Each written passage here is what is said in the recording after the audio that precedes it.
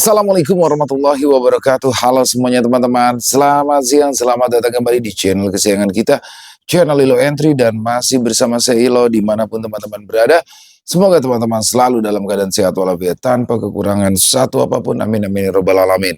Dan pada kesempatan yang baik ini saya akan membawakan satu kisah dari Via Cornelia. Wow. Dan untuk kisah kali ini, waduh, ini bakalan banyak nih yang bisa kita ambil ya. Ini akan menceritakan tentang seorang anak kiai ya, anak kiai yang juga dia menjadi kiai itu akhirnya. Nah, dia punya rumah, tapi di sekitarannya tuh saudara-saudara semua gitu ya, kayak semi pondok ya dulu. Sewaktu ayahnya masih hidup, rumah itu menjadi semacam pondok pesantren begitu. Tapi setelah ayahnya meninggal, pondok ini tidak diteruskan. Dan di sini Husen, nama anak kiai ini, yang mana ia berprofesi juga sebagai calo STNK teman-teman ya. Jadi kalau ada orang mau perpanjang, mau bayar pajak dan lain-lain itu bisa lewat Husen, dan usahanya ini berkembang pesat, dia menjadi maju, disinilah dia mulai sombong. Oke, bagaimana sih kisah lengkapnya? Sebelum kita masuk ke dalam kisahnya, buat teman-teman yang mungkin belum subscribe channel Ilo Entry, bisa diklik dulu tombol subscribe-nya, jangan lupa lonceng notifikasinya juga dinyalakan agar teman-teman selalu mendapatkan notifikasi dari konten-konten yang akan kami upload selanjutnya. Untuk channel Ilo Entry sendiri kami upload setiap hari teman-teman ya, setiap siang jam 12 siang waktu Indonesia bagian barat. Nggak pakai berlama-lama lagi, pasti udah gak sabaran kan untuk masuk ke dalam kisahnya. Kita langsung saja masuk ke dalam kisahnya. Dari halaman belakang rumah Bang Ilo, kita menuju ke Jember, Jawa Timur.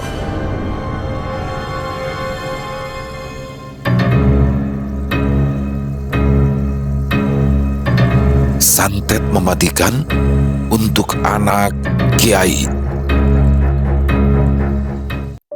Jember, Jawa Timur, sekitaran tahun 2000-an. Di sebuah dusun kecil, berdiri sebuah bangunan mewah dengan pagar tembok yang tinggi mengelilingi dan juga dilapisi dengan pagar besi. Di dalam satu tempat itu, berdiri dua rumah dan satu musola yang sangat mirip dengan masjid. Dulunya, rumah itu adalah milik seorang kiai yang memiliki banyak santri, bahkan sangat mirip dengan pondokan. Hanya pada siang hari saja akan sepi oleh para santri, sementara dari asar sampai subuh para santri sudah berada di musola itu. Semenjak sang kiai meninggal, kemudian diteruskan oleh anaknya, kini musola itu tak seperti dulu lagi. Sang anak yang merupakan lulusan dari pondok pesantren terbesar di Jawa Timur itu diamanatkan menjadi penerus. Rumah itu milik kakak beradik yang sulung wanita, sudah memiliki dua anak wanita dan laki-laki yang saat ini sudah meninggal. Sementara itu sang adik masih berada di rumah itu bersama dengan kedua anaknya dan sang istri. Malam itu, di rumah mewah yang bercahaya terang, Husin duduk di serambi gelapnya. Malam tidak mampu menyembunyikan kemewahan yang terpancar dari sudut rumahnya. Beberapa tamu sudah mengantri, menunggu giliran untuk mengambil STNK motor dan mobil. Ya, Husin memang dikenal sebagai calo STNK yang cukup handal. Sejak menikah dan dikaruniai dua anak, usaha Husen melesat jauh. Puluhan hektar sawah berhasil dia beli, rumahnya semakin mewah, dan beberapa mobil terparkir rapi di garasi. Semua itu adalah hasil kerja kerasnya, atau setidaknya itulah yang dilihat orang. Namun, malam itu Husen merasa tidak nyaman. Dahinya berkerut, menahan sakit yang tiba-tiba menyerang bagian bawah perutnya. Dia juga merasa ingin buang air kecil terus-menerus. Kebiasaan yang sudah berlangsung beberapa bulan terakhir ini. Husin mencoba mengabaikannya, tapi rasa sakit itu semakin menjadi-jadi. Para tamu datang dan pergi silih berganti. Husin berusaha tetap ramah dan profesional. Meski keringat dingin mulai membasahi keningnya, dia dikenal sebagai orang yang betah berlama-lama di kamar mandi. Dulu, Saat masih banyak santri yang belajar di rumahnya, mereka sering merasa kesal karena harus menunggu Husain mandi hingga waktu Isya tiba, baru bisa diajari membaca kitab kuning. Dan sekarang kebiasaan itu terasa seperti bencana untuk dia. "Cak, kenapa tuh, Cak? Wajahnya pucat begitu?" tanya salah seorang tamunya. Nada bicaranya ramah, namun matanya menelisik, seolah mampu melihat apa yang sedang disembunyikan oleh Husain. Husain hanya menggeleng, mencoba menyembunyikan rasa sakitnya. Ia sendiri tidak mengerti mengapa perutnya terasa seperti diremas-remas. Tangannya gemetar saat membuka buku catatan dan mengambil STNK sesuai nama pemesan. "Kalau sakit istirahat, Cak. Jangan terlalu banyak pikiran dan kerja. Ingat, kesehatan itu nomor satu," lanjut tamunya itu. Ada nada prihatin dalam suaranya. Husain menghentikan gerakannya, menoleh ke arah laki-laki itu dengan senyuman getir. "Ini bagian perut sakit, Kang. Sering ke kamar mandi, kadang sampai tidak nutut," jawab Husain apa adanya. Ia tak lagi bisa menyembunyikan penderitaannya. Laki-laki itu mengangguk, tampak berpikir. Dia tahu Husain tidak melakukan pekerjaan berat seperti orang lain. Pekerjaannya cukup ringan, tapi gejala yang ia sebutkan mirip dengan yang dialami kakaknya dulu. "Turun bero kali, Cak. Biasanya kalau seperti itu turun bero. Coba ke dokter atau ke tukang pijat," ulang laki-laki itu. Tatapannya berubah serius. Husain terdiam. Wajahnya semakin pucat. Ia merasa jantungnya berdebar lebih kencang, namun ia tetap memaksakan diri untuk bekerja. Ia tidak ingin kehilangan penghasilan. Setelah semua tamunya pulang, Husain masuk ke dalam kamarnya. Ia merebahkan tubuhnya di atas kasur, memegangi perutnya yang terasa semakin sakit. Nafasnya tersengal-sengal. Ima, istrinya, masuk ke dalam kamar setelah sholat Isya. Ia menatap suaminya dengan heran. "Loh, kenapa, Mas?" tanya Ima lembut sambil duduk di sisi ranjang.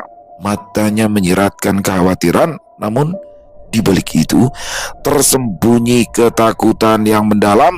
Dia merasa ada yang aneh di dalam kamar itu.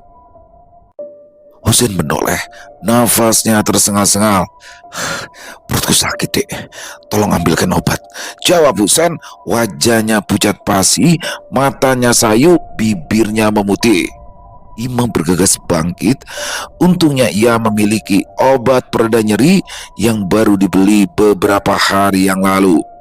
Dia memberikan obat itu kepada suaminya, lalu kembali duduk di sisi ranjang menggenggam tangan Husain.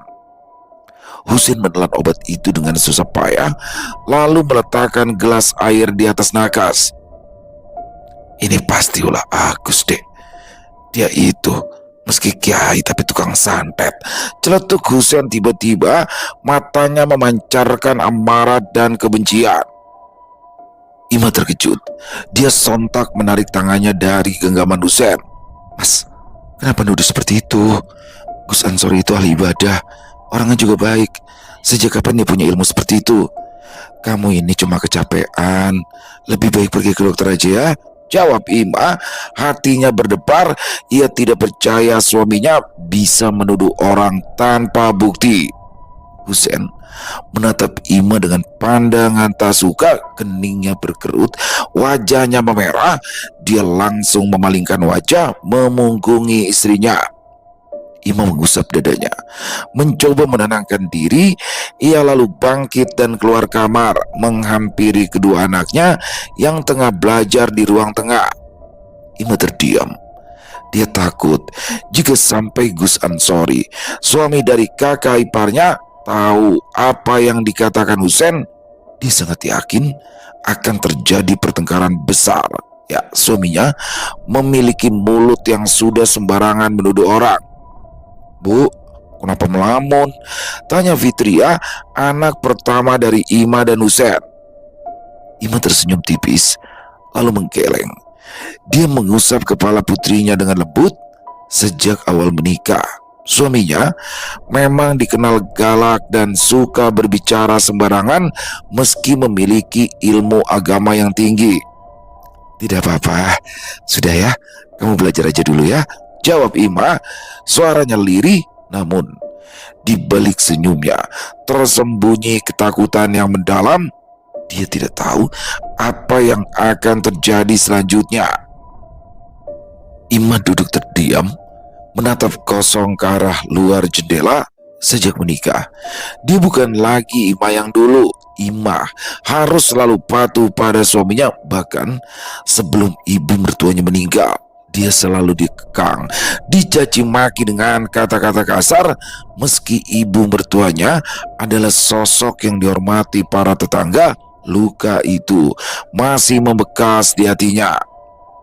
Tiba-tiba saja Ima mendengar suara gaduh dari dalam kamar, suara seperti benda yang jatuh dan tubuh yang bergulingan, jantungnya berdegup kencang. "Suara apa itu? Sepertinya dari kamar," tanya Ima. Dia beranjak dan bergegas menuju kamar. Pemandangan aneh menyambutnya. Husin merintih kesakitan, memegangi perutnya yang membengkak.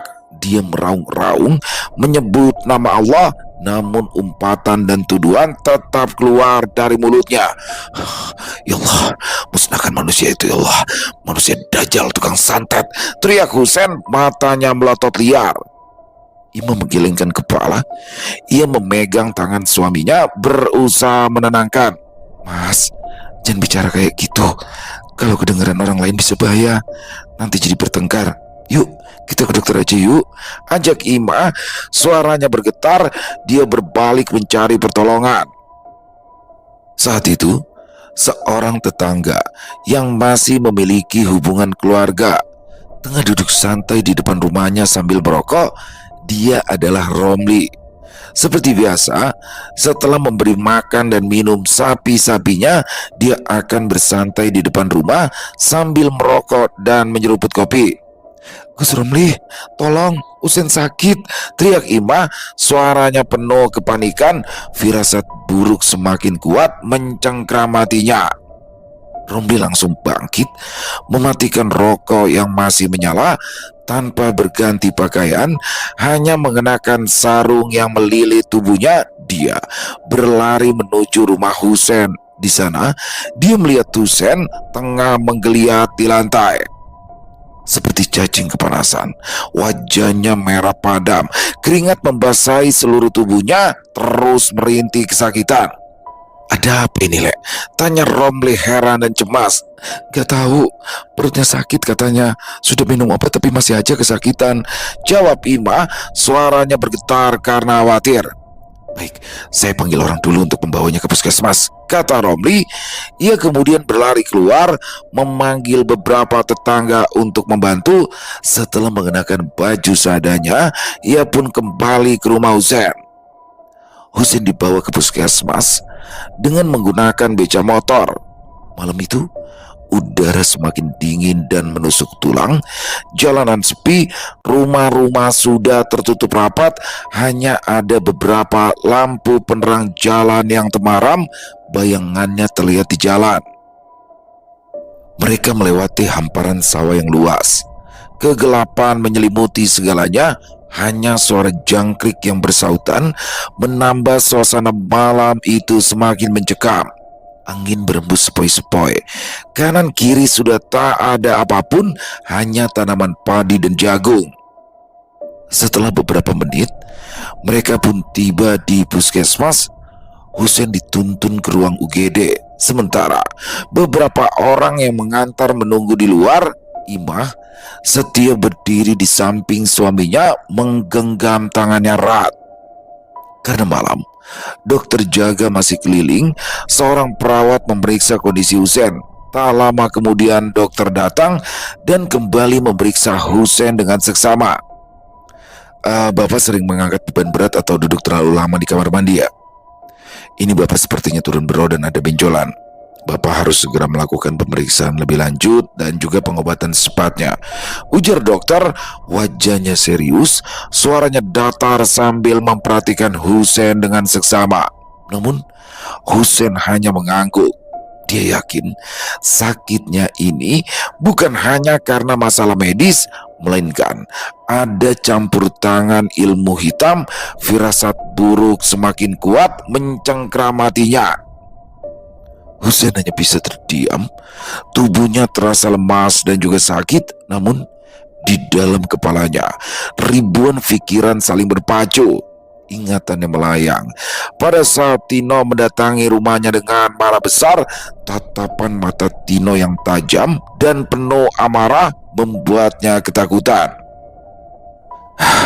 Aku yakin ini pasti ulah Pak Tino. Laki-laki tua itu, dia pasti dalangnya. Lagi pula memang benar kan, kalau wanita kerja di Bali itu pasti jadi PSK. Batin Husein, dia seolah lupa bahwa dirinya sedang sakit parah. Prasangka buruk terus menghantuinya. Dia berniat mendatangi Pak Tino besok setelah dia pulang dari puskesmas. Dia akan memberi pelajaran pada Tino atas semua yang telah terjadi padanya. Husein akan membalas dendam. Dia akan membuat Tino menyesal seumur hidup. Jauh di lubuk hatinya, Husein merasa takut. Dia tahu Pak Tino bukan orang sembarangan. Dia adalah laki-laki yang juga banyak disegani oleh orang-orang. Bahkan jika ada banyak maling, hanya rumah Tino saja yang dilewati. Tino juga ahli ibadah. Dia juga banyak tamu yang datang untuk berobat. Sementara itu, di luar ruang pemeriksaan, Romli dan para tetangga lain sudah pulang. Mereka tidak bisa menunggu lebih lama lagi karena hari semakin larut. Puskesmas itu sunyi dan dingin. Di dalam, Husein telah selesai diperiksa dan diobati. Namun mulutnya tak henti-hentinya mengutuk dan menuduh Tino. Dia terus meracau, menyebut Tino sebagai penyebab semua kesialannya. Imam merasa malu dan bersalah. Dia tahu Romli telah berbuat baik dengan menolong mereka, namun suaminya ini justru terus menghina dan mencaci maki ayahnya. Kamu itu jangan bela mereka, Dek. Kalau begitu, kamu sama saja seperti mereka, bentak Husein. Matanya melotot, wajahnya merah karena marah. Imam tersentak. Dia terdiam, tak berani membalas. Dia merasa sangat kesal. Kalau bukan karena anaknya, mungkin dia sudah pergi meninggalkan Husein yang selalu bersikap kasar dan semena-mena. Ucapan Husein yang tajam dan penuh kebencian membuatnya muak. Dia ingin sekali melarikan diri dari kehidupan yang penuh tekanan ini. Namun demi anak-anaknya, Imah rela mengorbankan kebahagiaannya sendiri. Dia memilih untuk diam, menahan amarah dan kekecewaan. Imah seperti merasa terperangkap dalam neraka tak berujung. Beberapa hari kemudian, Husein diperbolehkan pulang dari puskesmas. Imah sengaja memanggil becak motor untuk membawa suaminya. Dia ingin menghemat uang, apalagi saat ini Husein sedang sakit. Sejak kapan masuk ke sini, Pak? Sakit apa? Tanya tukang beca itu memecah keheningan. Ia memegangi becanya, menatap Husein dengan rasa ingin tahu. Husein tidak menjawab.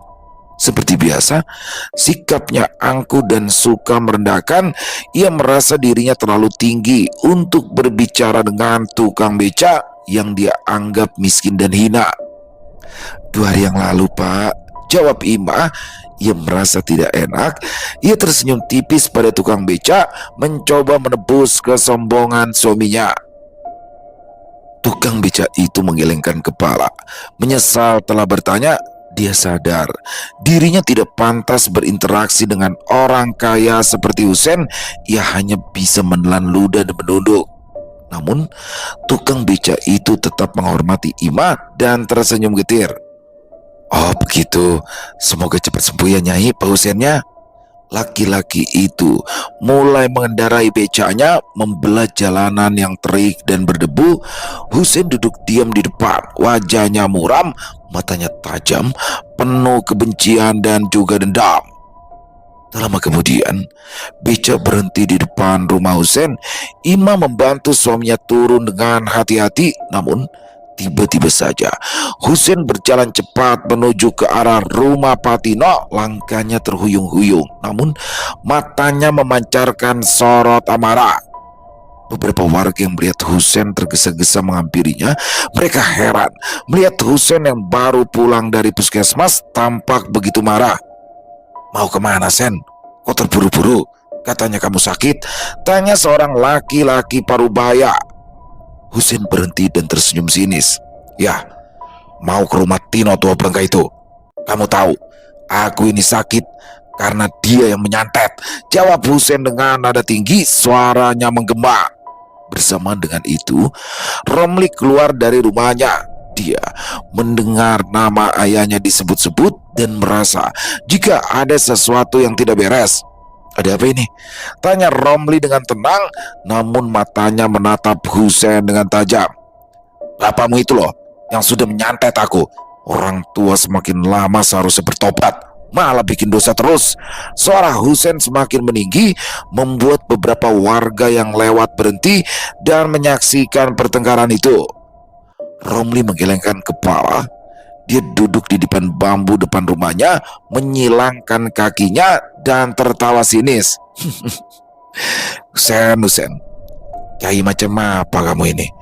Kamu itu orang berilmu, tapi masih percaya dengan hal-hal seperti itu. Sejak kapan bapakku belajar ilmu santet, ha? Kamu jangan nuduh tanpa bukti. Kalau hanya aku dan ayahku yang tahu, mungkin kami tidak akan protes. Tapi awas, kalau sampai orang lain tahu, bisa disantet beneran kamu. Romli berkata panjang lebar dengan tenang sambil menyedot rokoknya dalam-dalam. Asap rokok mengepul di udara, membuat suasana semakin tegang. Wajah Husein merah padam karena marah dan malu. Dia merasa terhina dan direndahkan di depan banyak orang oleh Romli. Dendamnya semakin membara. Dia bersumpah akan membalas perbuatan Romli dan Tino. Orang yang tadi menyapa Husein mengangguk setuju dengan ucapan Romli. Dia tahu betul Pak Tino adalah orang baik dan tidak pernah membuat masalah dengan tetangga. Huseinlah yang justru seringkali memprovokasi dan menyebarkan fitnah. Husein yang merasa terpojok dan malu langsung saja berbalik dan berjalan pulang tanpa mengucapkan sepatah kata pun. Langkahnya gontai, namun raut wajahnya memancarkan amarah yang membara. Romli dan orang-orang yang menyaksikan hanya menggelengkan kepala. Mereka merasa kasihan sekaligus muak dengan tingkah laku Husein. Imah yang masih berdiri di kejauhan hanya bisa dia menahan rasa malu yang teramat dalam. Dia hanya bisa tersenyum getir kepada para tetangga lalu membayar ongkos beca. Setelah itu ia segera masuk ke dalam rumah dengan langkah lesu. Husein yang sudah lebih dulu masuk membanting pintu dengan keras. Dia mengabaikan rasa sakit yang masih mendera tubuhnya. Amarahnya telah membutakan segalanya. Imam masuk ke dalam rumah dengan wajah yang pucat. Dia menatap Husein dengan tatapan kosong. Jika saja ia memiliki keberanian, Ima sudah lama pergi meninggalkan suaminya yang selalu bersikap kasar dan bermulut tajam. Kamu lihat dek, anaknya aja sombong kayak gitu. Aku ini kiai dek, orang terpandang, ilmu agamaku sangat tinggi, gerutu Husein dengan nada kesal. Ia berjalan mondar-mandir di ruang tamu, mengabaikan rasa sakit yang masih mendera tubuhnya. Sementara itu di rumah sebelah, dari dalam, Ansor, kakak ipar Husein, mengintip dari balik pintu rumahnya. Dia menggelengkan kepala, merasa prihatin sekaligus muak dengan tingkah Husein. Sejak mereka berselisih faham saat istri Ansori meninggal dunia, dia enggan ikut campur dalam urusan Husein. Memang Husein itu tidak bisa menjaga mulutnya, gumam Ansori pada dirinya sendiri. Ansori menghela nafas panjang. Ia hanya bisa menggelengkan kepala dan beristighfar, memohon kepada Allah agar diberikan kesabaran. Sebenarnya dia ingin pergi dari rumah itu. Rumah itu adalah warisan dari kedua orang tua istrinya, Namun, Ansori masih memiliki rasa iba kepada putranya yang mengalami kebutaan. Dia tidak ingin meninggalkan putranya seorang diri di tengah keluarga yang penuh masalah. Ansori duduk di ruang tamu, menatap kosong ke arah luar jendela. Pikirannya melayang pada masa lalu saat Husein menuduhnya menyantet karena sering dia sakit-sakitan. Husein menganggap jika Ansori iri dengan pencapaian dan kekayaan yang ia peroleh, padahal Ansori tidak pernah menginginkan semua itu. Dia hanya ingin hidup tenang dan juga damai. Namun Husein selalu mencurigainya dan menuduhnya dengan hal-hal yang tidak masuk akal. Apa gunanya kamu mondok dulu, Sen? Tidak barokah ilmu yang kamu dapat. Kasihan ibumu di alam sana melihat anaknya jadi seperti ini. Gumam Ansori lagi, suaranya lirih. Dia tidak bisa lagi menahan diri untuk tidak mengomentari perilaku Husein yang semakin hari semakin memburuk. Ansori tersenyum sinis. Dulu, almarhum mertuanya selalu mengunggulkan Husein dan menganggap Ansori sebelah mata karena ia tidak ikut mengajar di musola. Mertuanya selalu membanding-bandingkan dirinya dengan Husein, membuatnya merasa rendah diri dan tidak dihargai. Namun sekarang justru Husein yang menjadi seperti itu. Dia merasa seperti ada karma yang sedang berjalan. Sore harinya, Husein duduk di depan musola santriwati yang terletak di belakang rumahnya. Dia mencoba menenangkan diri dan merenungkan apa yang terjadi. Namun tiba-tiba saja dia merasa kakinya seperti ditusuk-tusuk jarum, kepalanya terasa sakit, udara di sekitarnya tiba-tiba berubah menjadi panas, membuatnya sesak nafas dan berkeringat dingin. Husein memegangi kepalanya, merintih kesakitan. Dia mencium bau busuk yang menyengat hidungnya. Husein bingung. Ia langsung saja beranjak menuju ke kamar mandi. Dia berpikir mungkin dengan mandi ia bisa segar dan dingin badannya itu. Akan tetapi saat dia masuk ke kamar mandi, tiba-tiba saja udara di dalam terasa pengap, seperti tak ada sirkulasi udara yang masuk. Kenapa ini, Allah? Santet apa lagi yang datang ini? Teriak Husein sehingga membuat sang istri yang baru saja selesai sholat asar terkejut. Ima sontak berlari tanpa membuka mukenanya. Kamar mandi di belakang tertutup. Di dalam, sang suami terus saja meracau, mencaci maki entah siapa yang dicaci. Saat itu Ghazali, anak kedua Ansori yang tidak bisa melihat, juga menghampiri. Dia berjalan sambil memegangi tembok. Ada apa ini? Tanya Ghazali khawatir. Ima menoleh ke arah Ghazali. Untung ada yang peduli, akan tetapi Ghazali mungkin bisa diandalkan. Anak itu tak bisa melihat jalan saja, masih memegangi tembok dan mengandalkan sarungnya untuk mengetahui bagian mana lagi yang bisa ia pegang untuk membantunya berjalan. Ini palemu. Gak tahu di kamar mandi dia teriak-teriak, jawab Ima akhirnya. Ghazali berjalan mendekat. Dia berusaha membantu dengan menggedor pintu, meskipun dia tahu ini mungkin tak akan membantu banyak. Akan tetapi Ghazali juga khawatir pada Husein. "Le, buka pintunya, Le," seru Ghazali. Akan tetapi Husein semakin meracau, umpatan kasar. Ghazali terdiam. Dia langsung saja mundur dan kembali ke rumahnya. Semenjak sang ibu meninggal, Ghazali tak bisa mendengar suara-suara berisik dan orang berkata kasar. Ima hanya bisa diam.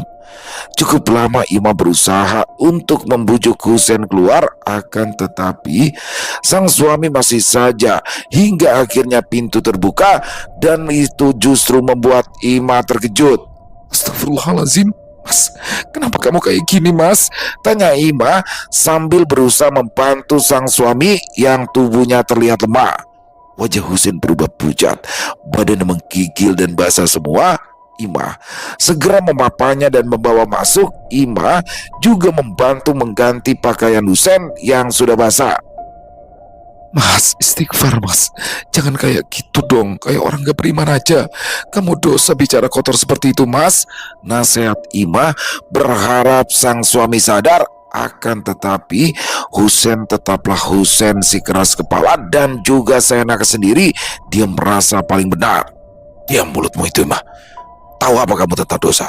Aku ini kiai lulusan terbaik pondok pesantren. Kamu itu nggak tahu apa-apa tentang dosa, tegur Husein. Imah tersenyum getir. Ucapan Husein membuat ia merasa sakit hati. Setelah selesai mengganti pakaian Husein, dia berdiri menatap sang suami. Kamu ini lama-lama takabur, Mas. Aku nggak tahu gimana kelanjutannya nanti kalau kamu kayak gini terus. Jangan salahkan aku jika suatu saat kamu semakin parah karena ucapanmu sendiri. Imah sudah sangat kesal. Hah? Kamu nyumpahin aku, Imah? Kamu itu istri durhaka. Masuk neraka kamu, Imah, teriak Husein. Akan tetapi Imah tak peduli. Ia memilih untuk segera keluar dan berkutat di dapur sambil memasak untuk makan malam. Imah menangis. Dia merasa takdir seperti tak berpihak padanya. Kalau saja dulu orang tua Imah tidak punya hutang budi kepada mertuanya, mungkin saat ini ia bukanlah istri Husein. Namun Imah tahu menyesal tak ada guna. Semua itu sudah menjadi suratan takdir. Beberapa hari berlalu sejak kejadian itu. Imah jarang berbicara lagi dengan sang suami. Dia hanya menyahut jika diajak mengobrol, rasanya dia sakit hati diperlakukan seperti itu oleh suaminya sendiri. Dek, badanku kok lemas ya? Ini kakiku juga sakit. Kenapa ya? Tanya Husein tiba-tiba sehingga membuat Imah menoleh yang saat itu tengah melipat pakaiannya. Imah terkejut saat melihat benjolan di bagian paha sang suami. Matanya membulat sempurna. Kok itu benjol besar kayak bisul? Sejak kapan? Tanya Imah heran. Husein menoleh ke arah pahanya. Dia terkejut saat melihat benjolan besar berisi nanah yang rasanya semakin sakit. Aku juga nggak tahu kenapa ini. Sakit banget. Tolong, Mah, panggilkan siapa gitu. Minta obat atau tanya dibawa kemana. Imah bingung. Semenjak kejadian Husein marah-marah pada Romli, kini tetangga semua berubah. Bagaimana tidak, Romli adalah orang yang baik. Dia sering membantu orang lain yang sedang kesusahan. Meskipun Romli bukan orang kaya, tapi tenaganya bisa membantu orang. Akhirnya Imah memanggil Ansori dan meminta tolong kepada suami kakak iparnya itu. Gus Ansori, sampean ada di dalam, Gus?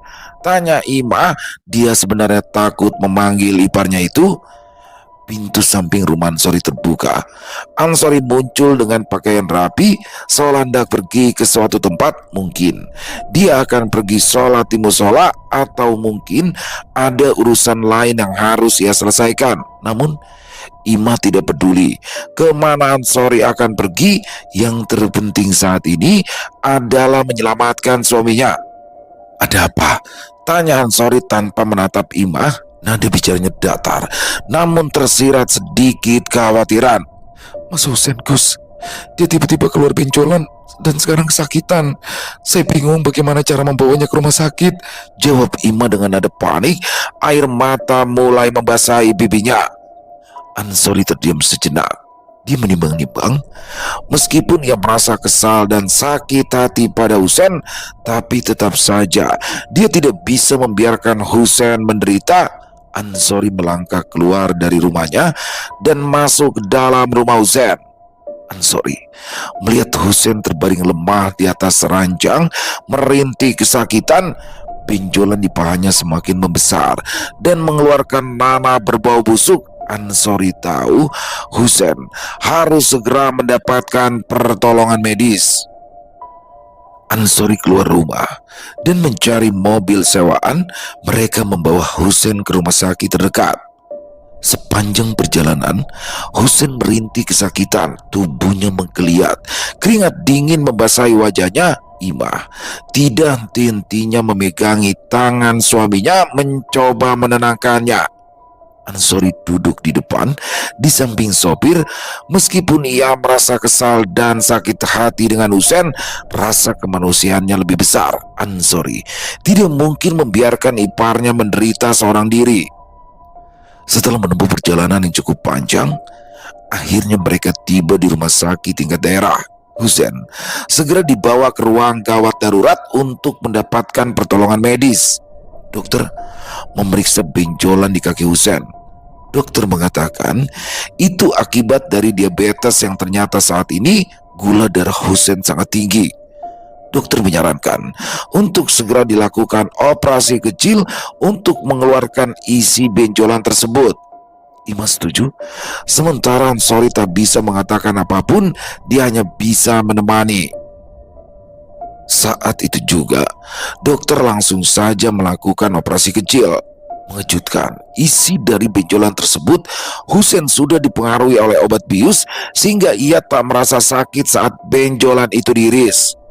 Setelah beberapa jam, akhirnya dokter keluar dan mengatakan sudah selesai. Husein pun dijelaskan tentang makanan-makanan yang menjadi pantangannya. Husein baru saja sadar saat itu dia kembali merintih. Bekas operasi masih sangat sakit. Bahkan aneh, dari darah yang disayat itu merembes darah dan aroma busuk. Loh, ini kenapa jadi begini ya? Tanya salah seorang perawat yang saat itu tengah mengecek. Perawat lainnya datang. Mereka merasa aneh, padahal luka itu sudah dibalut dengan perban dan sudah dijahit. Kenapa bisa mengeluarkan darah lagi dan baunya sangat busuk? Tiba-tiba saja tubuh Husein mengejang, wajahnya memerah. Dia menoleh ke arah sekitar mencari sang istri. "Imah, tolong, sakit Imah!" teriak Husein. Perawat memanggil Imah dan juga Ansori. Kedua orang itu langsung saja masuk ke dalam ruang UGD. Husein tiba-tiba saja mendelik. Ia menunjuk-nunjuk muka Ansori. Pergi kamu, tukang santet. Kamu senangkan aku kayak gini? Dasar tukang santet. Semua orang di tempat kita itu tukang santet, Imah. Mereka iri sama aku karena aku sukses, teriak Husein semakin menjadi-jadi. Ansori yang baru saja ingin masuk mendadak berhenti. Dia sakit hati dengan ucapan Husein, apalagi di depan perawat yang langsung saja menoleh ke arah Ansori.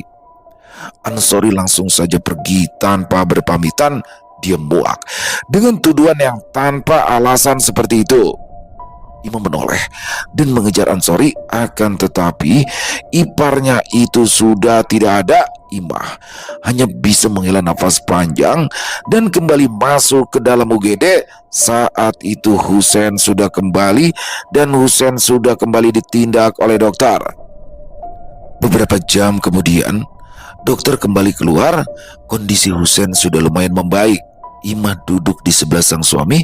Akan tetapi bau busuk kembali tercium dan membuat Imah mual. Imah terus beristighfar.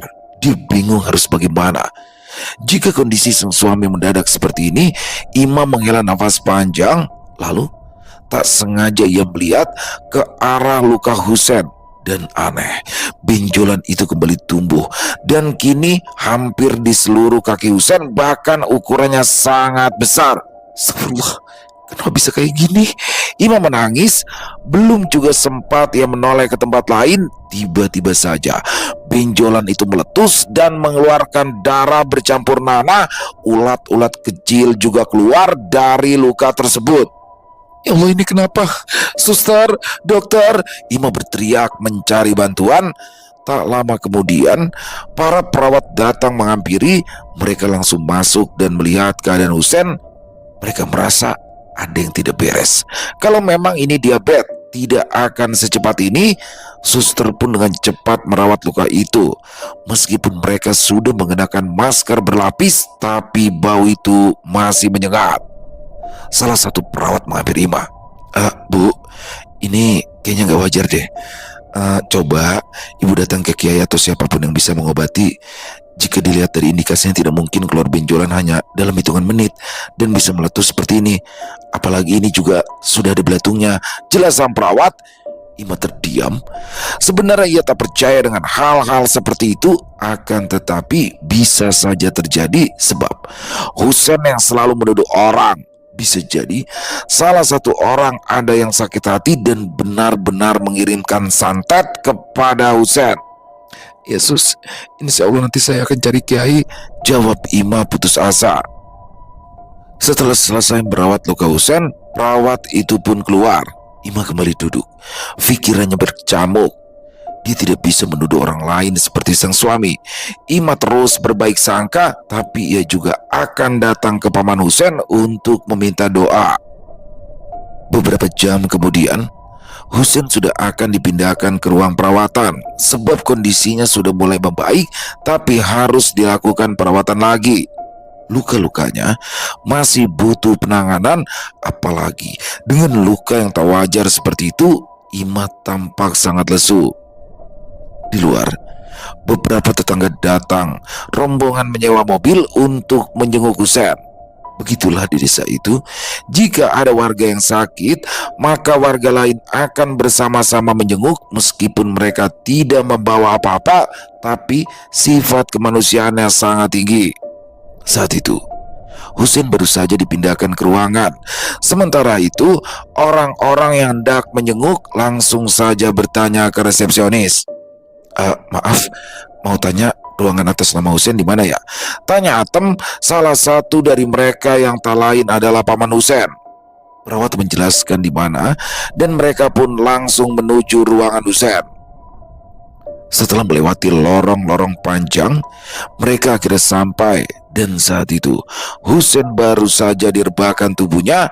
Atem masuk, dia menggelengkan kepalanya melihat kondisi keponakannya itu. Astagfirullahaladzim. Bertobatlah, Sen. Jangan selalu suuzon sama orang. Hati manusia itu tidak ada yang tahu. Lebih baik kamu minta maaf kepada semua orang yang pernah kamu sakiti. Nasihat Atem tanpa bertanya terlebih dahulu. Sementara orang-orang yang tadi hendak menjenguk langsung saja keluar. Mereka tidak tahan dengan bau busuk yang sangat menyengat. Ada yang lari ke kamar mandi muntah, dan ada yang masih di sana bergidik. Husein menoleh, menaikkan sudut bibirnya. Jangan mentang-mentang kamu lebih tua dan punya musola sendiri, lalu bisa berkata seperti aku, Lek. Kamu juga sama tukang santet. Kiai kok punya santet. Ucapan pedas keluar dari mulut Husein, padahal saat ini kondisinya sudah sangat mengenaskan. Mas, cukup dong. Kamu ini kenapa sih masih aja kayak gitu? Lihat, badan kamu tuh penuh sama belatung. Kamu itu bau bangkai. Kayak Atem itu benar. Kapan kamu mau tobat, Mas? Bentak Ima yang saat itu sudah sangat kesal. Husein bergus kesal. Dia memalingkan wajahnya dan tertawa kencang. Tapi di sela tawanya, dia menangis terseduh-seduh. Kakinya kembali terasa sakit. Bau busuk semakin kencang. Dari lukanya kembali keluar nanah dan darah. Dan saat itu juga perutnya terasa sakit seperti ditusuk-tusuk. Ya Allah, sakit. Tolong, sakit Ima. Panggil dokter Ima, jerit Husein. Atem segera keluar dan bergabung dengan beberapa orang yang duduk di depan ruangan. Dia menghela nafas panjang dan menggelengkan kepalanya. Orang kalau udah nggak punya adab ya kayak gitu. Belum juga kapok dikasih sakit masih maki-maki orang. Benar aja lah dikasih santet beneran, buat mati sekalian. Muak banget lihat orang sombong kayak gitu, celetuk Sultan, salah satu tetangga yang menjenguk. Orang-orang sontak menoleh, akan tetapi Sultan tak peduli. Husein itu pernah nyaci maki aku di depan banyak orang. Dia ngatain aku, katanya yang nyantet dia, gara-gara dia sukses terus aku yang katanya ngambil pelanggannya. Lebih baik aku santet beneran orang kayak gitu, biar mati tahu rasa. Makanya orang itu mulutnya dijaga. Orang benci itu bukan pantatnya, tapi mulutnya, sambung Sultan lagi. Atem hanya bisa menggelengkan kepala. Tak lama kemudian, Husein kembali dibawa ke UGD. Kondisinya semakin parah. Atem memegangi pundak Sultan. Ton, apa bedanya kamu sama dia kalau kayak gini? Orang gila kamu ikut gila. Kalau kayak begini kamu juga dosa besar, ujar Atem yang saat itu berada di sebelah Sultan. Sultan mendudukkan kepalanya. Sebenarnya dia menyesal sudah melakukan itu semua, akan tetapi rasa sakit hati yang semakin dalam dan penghinaan membuatnya gelap mata. Saya gelap mata, Kiai. Saya malu, Kiai. harga diri saya diinjak-injak. Jawab Sultan. Atem hanya bisa diam. Dia kemudian menoleh ke semua orang yang ada di sana. Bapak-bapak dan ibu-ibu semua, saya sebagai paman dari Husein memohon maaf atas semua kesalahan ponakan saya. Minta tolong ikhlas maafkan dia agar dia bisa pulang dengan tenang. Semua orang serempak menjawab. Mereka sudah memaafkan Husein dan ikhlas. Tak lama kemudian, berita kematian Husein pun terdengar. Imam berlari dengan langkah lebar sambil menangis dan mengabarkan bahwa Husein sudah meninggal dunia. Selesai. Wow, luar biasa kisahnya Husein. Waduh, mungkin teman-teman bertanya-tanya ya, ada nggak sih orang kayak gini dalam real life, dalam kehidupan nyata? Ada teman-teman, percaya deh sama saya, ada. Dan ya dalam kehidupan ini macam-macam orang ada, seperti Husein yang kayak gini, udah ditolong sama tetangganya, udah dijenguk lagi sakit, malah nuduh-nuduh yang enggak.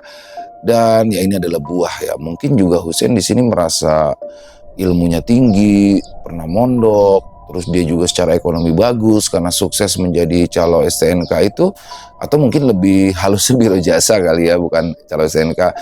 Nah disinilah dia merasa sombong dan kayak nganggap orang, yang lain apa sih ya kan. Dan itu penyakit orang tuh, kalau udah banyak duit biasanya begitu tuh biasanya. Semoga kita enggak ya, kita akan banyak duit loh semuanya insya Allah nantinya, tapi semoga enggak berubah dan tetap membumi. Dan banyak sekali hikmah yang bisa kita ambil dari kisah barusan. Semoga kita nggak jadi seperti Husein dan kita tetap berhusnuzon aja sama orang lain. Kita berhusnuzon sama orang lain, dan apabila kita tertimpa musibah kayak Husein ini, harusnya kan itu menjadi introspeksi. Mungkin juga pola hidupnya nggak bagus, pola makannya nggak baik, apalagi Husein katanya sering di kamar mandi lama-lama tuh, ngapain coba ya kan.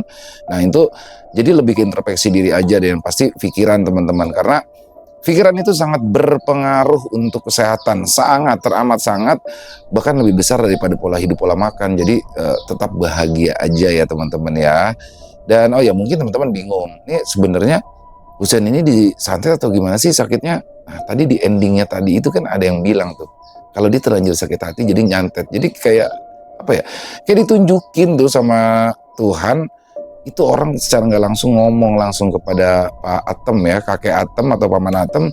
Di situ dia secara nggak langsung ngomong. Nah berarti dia ngakuin kalau dia udah nyantet Husein karena sakit hati waktu itu pernah dicaci maki di depan umum. Nah jadi apa yang diderita Husein memang karena serangan ilmu hitam, tapi karena Husein membabi buta tuh, nyangkain semua orang dia sangkain, ya gitulah jadinya, akhirnya menjadi ironis, menjadi tragis seperti Husein. Luar biasa kisahnya Via Cornelia. Terima kasih. Mari teman-teman kita ambil hikmah yang baiknya saja dari kisah barusan dan dibuang yang buruk-buruknya. Semoga juga kisah barusan bisa menghibur teman-teman semua ya, para pecinta penikmat horor misteri, lebih khususnya lagi kepada para subscriber dari channel Ilo Entry. Buat teman-teman yang suka dengan videonya, bisa diklik tombol like-nya, tombol jempolnya, tombol hype-nya juga bisa diklik ya teman-teman ya. Dan jangan lupa untuk link videonya di-share dong ke teman-teman yang lain agar juga ikut merasa terhibur. Buat yang punya komentar lain, yang punya pendapat lain tentang kisah barusan, bisa menuliskan di dalam kolom komentar, ataupun hanya sekedar saling menyapa, silakan. Insya Allah kami akan menjawabnya satu persatu. Di akhir kata, saya Ilo mengucapkan permohonan maaf apabila mungkin dalam pembawaan kisahnya barusan ada kata-kata saya yang salah ataupun ada kata-kata saya mungkin yang kurang berkenan. Saya mohon dibukakan pintu maaf yang seluas-luasnya. Sampai berjumpa lagi di konten-konten kami selanjutnya. Masih bersama saya Ilo di channel Ilo Entry. Salam sehat, sukses selalu untuk kita semua. Wassalamualaikum warahmatullahi wabarakatuh.